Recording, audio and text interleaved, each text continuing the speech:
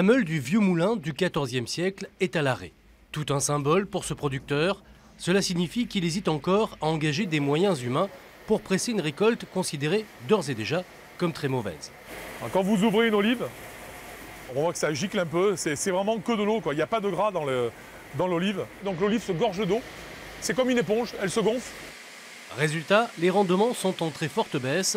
À titre d'exemple, l'an dernier, pour extraire 1 litre d'huile, il fallait environ 4 kg de fruits.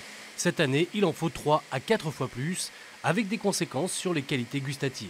Les arômes sont bien là, j'avais peur qu'ils s'en aillent avec l'eau, mais les arômes sont toujours là. L'année dernière, pas de pluie pendant 8 mois, on avait une huile très ardente, très piquante.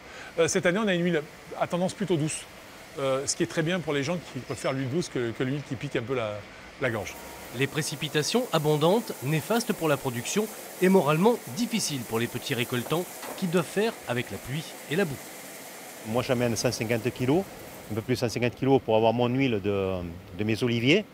Donc le temps de faire 150 kg et même un peu plus, avec la pluie c'est assez dur. Disons, il faut du temps et les olives ne se conservent pas aussi.